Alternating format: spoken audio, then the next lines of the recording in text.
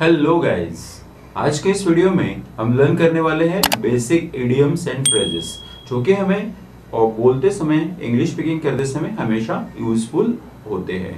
तो सबसे पहला हम इडियम लर्न करते हैं, that is green with envy. Green with envy का मतलब होता है गाइस, और someone who is green with envy is person who is very envious और जेलियस ऑफ समवन, जो हमेशा दूसरे का द्वेष करता है, मत्सर करता है या जिलियस होता है, उसके लिए हम ग्रीन विद एनवी ये जो इडियम है उसका इस्तेमाल कर सकते हैं गाइस। सेकंड हमारा इडियम है दैट इज ग्रे एरिया। तो इस इडियम का इस्तेमाल हम कब करेंगे?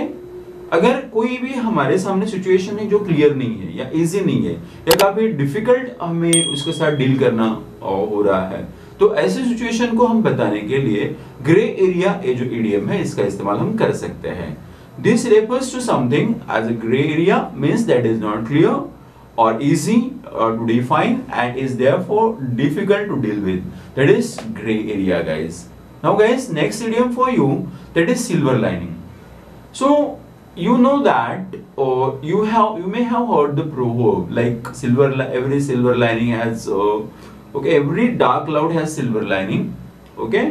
So guys, silver lining refers to good or pleasant side effects of an unpleasant situation. अगर कोई भी unpleasant situation है, अगर उसमें हम अगर कुछ गुड देखना चाहते हैं या रे ऑफ होप देखना चाहते हैं, तो हम सिल्वर लाइनिंग और ये जो इडियम है उसका इस्तेमाल हम कर सकते हैं guys. Okay, then next idiom is silver spoon. Okay, silver spoon यानी ऐसे अमीर लोग कि जो पैदाइशी अमीर है।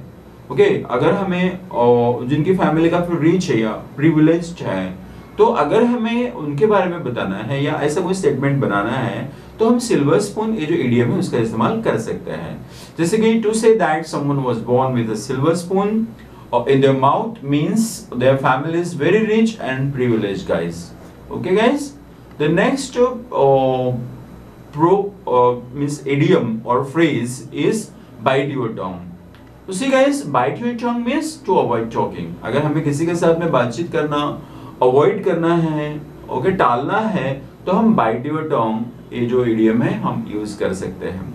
गाइस, नेक्स्ट इडियम है जो कि हमें इंग्लिश स्पीकिंग करते समय या सेंटेंसेस बनाते समय काफी यूजफुल होने वाले हैं, that is cats and dogs. Okay, cats and dogs means heavy rain, जब बहुत ज्यादा बारिश होती है, so we can make a sentence like it is raining like cats and dogs. Okay, so means heavy rain guys. Next, cock and bull story. So guys, cock and bull story means unbelievable story or untrue story. Okay, means जो story या जो कहानी झूठी है, अगर हमें उसको बहुत ही माइल्ड वर्ड्स में एक्सप्रेस करना है, तो उसके लिए हम कॉक एंड बुल स्टोरी करके ये जो इडियम है इसका इस्तेमाल हम कर सकते हैं। गाइस, नेक्स्ट इडियम आपके लिए है जो कि काफी डिफरेंट है बाकी इडियम से, वो है Fabian policy. Fabian policy means policy of delaying decisions. हमेशा जहां पर भी कोई भी पॉलिसी है उसको डिले करने का काम किया जाता है। अगर हमें बहुत ही सॉफ्ट वर्ड्स में उसको कहना है, तो हम फेबियन पॉलिसी वर्ड को इस्तेमाल कर सकते हैं हमारी स्पोकन इंग्लिश में। Then guys, heart and soul. Heart and soul means what? With full devotion. अगर कोई भी काम हम फुल डिवोशन के साथ में करते हैं, पूरे तन मन धन से करते हैं, तो हम हार्ट एंड सोल ये जो इडियम है उसका इस्तेमाल हम कर सकते हैं गाइस। गाइस, नेक्स्ट प्रोवर्ब आपके लिए मैं लेकर आया हूँ, वो है hither दिदर।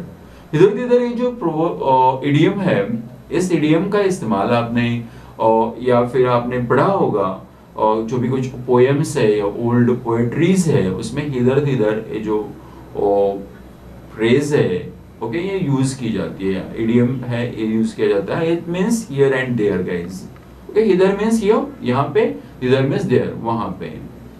See guys, next idiom मैं आपके लिए लेकर आया हूं, keep your chin up. Okay, keep your chin up means बहुत ही ब्रेव रहना, करेजियस रहना। जो भी हमारे लाइफ में टफ सिचुएशन आती है, तो उसमें ब्रेव हमारा जो करेज है वो दिखाना, उसे हम कीप योर चिन अप बोल सकते हैं। It means to be brave and courageous in tough situation guys. So you can make simple sentences by using these idioms and phrases in your practicality or in your spoken language, guys. So another idiom I brought you, it is very famous for you, that is kill two birds with one stone. Means एक ही पत्थर से दो पंछी मार देना। Means हम हमेशा बात करते समय इस प्रकार के इडियम्स का इस्तेमाल करते हैं या फिर करना चाहते हैं। तो इसका मतलब होता है to kill two birds with one stone means accomplish two different things or job or actions or solve problems at the same time। means कोई भी अलग अलग बातें हैं, कोई भी अलग अलग जॉब्स है, काम है, हम एक साथ अगर करते हैं तो हम इस प्रकार की जो फ्रेज है kill two birds with one stone हम इस्तेमाल कर सकते हैं, गाइस। नेक्स्ट फ्रेज या इडियम है आपके लिए move heaven and earth। move heaven and earth, guys, it means take all possible steps trying to accomplish something। means कोई भी चीज को अगर हम हासिल करना चाहते हैं तो उसके लिए हर एक प्रकार का हम प्रयास करते हैं। तो उसे अगर हम इफेक्टिवली बताना चाहते हैं तो हम मूव हेवन एंड अर्थ इस प्रकार के इडियम का हम इस्तेमाल कर सकते हैं, guys. Next idiom is nut and bolts, nuts and bolts, okay, जिसे हम हमेशा हमारे एवरीडे लाइफ में यूज करना चाहते हैं या आप उसे एवरीडे लाइफ में भी यूज कर सकते हैं। Everyday details of something, that is called as nuts and bolts, guys. Next idiom for you, that is pass with flying colors. So guys, pass with flying colors means what?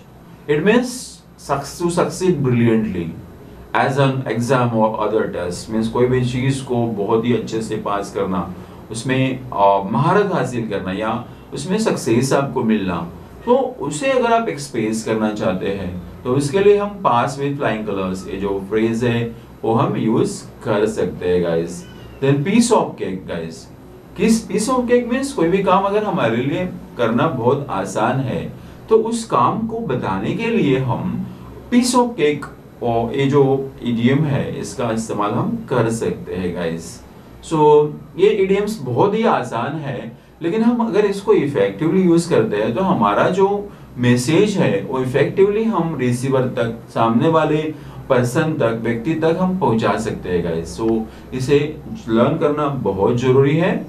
Play with fire means to do something with very riskily, okay, means do something very risky. अगर आप कोई भी risky काम करते हैं तो आप उसको इफेक्टिवली बताना चाहते हैं तो प्ले विद फायर ये जो इडियम है इसका हम इस्तेमाल कर सकते हैं, गाइस। सो गाइस, ये सब इडियम्स आपके लिए बहुत महत्वपूर्ण है और you are learning a language means you need to enrich your vocabulary by learning new words, by learning collocations, by learning idioms, okay, phrases, proverbs, so it will make you perfect in your spoken skills, okay, or in your speaking skills, if you want to send your message effectively to the listener, guys, okay। The next idiom for you, that is run the table, guys। run the table means win every game or contest। अगर आप कोई भी game या contest है वो आप जीत लेते हैं तो आप रन द टेबल और ये जो फ्रेज है, ओके, इसका इस्तेमाल आप कर सकते हैं, guys, okay. Then next idiom for you, that is sticky wicket, guys। sticky wicket means a difficult or tricky situation। हमेशा हमारे लाइफ में कुछ डिफिकल्ट सिचुएशन आती है, ओके, अगर आप कुछ डिफरेंट तरीके से, डिफरेंट वे से सामने वाले पर्सन तक को पहुंचाना चाहते हैं तो आप इस प्रकार की जो वर्ड्स है, ये इस प्रकार के जो ग्रुप ऑफ वर्ड्स है जिसे हम इडियम्स और फ्रेजेस बोलेंगे, आप इस्तेमाल कर सकते हैं, guys, okay. Then next idiom है आपके लिए take it easy. Take it easy, we are learning the language, okay, means learning a language is not a task which we can do 1 day or 1 hour or 10 minutes। It's a continuous process till the fluency is achieved। जब तक आपको fluency नहीं आती है तब तक आपको प्रयास करते रहना है। आपका एक बार कॉन्फिडेंस बिल्डअप हो गया, आपको सभी वर्ड्स, सेंटेंस कंस्ट्रक्शंस बहुत अच्छे से आ गए कि आप में आपको अपने आप को लगने लगेगा यस आई कैन, मैं भी कर सकता हूँ भाई, मैं भी बोल सकता हूँ दूसरों की तरह। I can also speak fluently like others, okay. So that is why you need to keep on practicing, you need to learn different types of idioms, and the last idiom for you, that is take it easy. Take it easy means don't hurry, relax or don't get angry. means जल्दी में मत जाओ, relax या गुस्सा मत करो या नाराज मत हो. So you can, if you want to say this easily to the listener, you can use this idiom, take it easy, guys. So guys, I hope all these idioms are very useful for you in your spoken language. तो आप हमेशा इनको use कीजिए और मेरे channel को like और subscribe जरूर कीजिए. Thanks guys, see you in the next video.